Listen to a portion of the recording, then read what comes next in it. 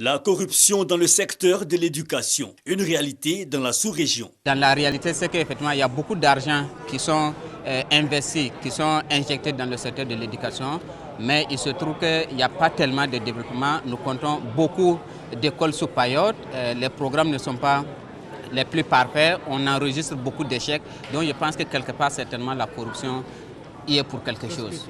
Le constat est aussi fait par nombre d'observateurs avertis. Le PNUD et l'ONG Transparency International soutiennent le secrétariat national à la gouvernance et au renforcement des capacités qui multiplient les initiatives de sensibilisation des masses.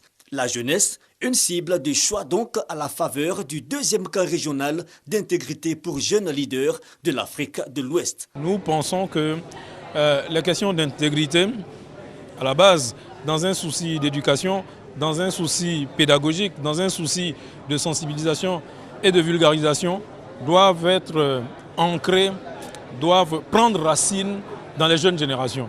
Nous leur avons expliqué les cas de corruption qu'il y a dans le monde scolaire. D'abord au niveau de la mise en place des infrastructures, ensuite au niveau de la mise en place des manuels et autres scolaires, enfin au niveau, n'est-ce pas, de la délivrance des diplômes, le calcul des notes.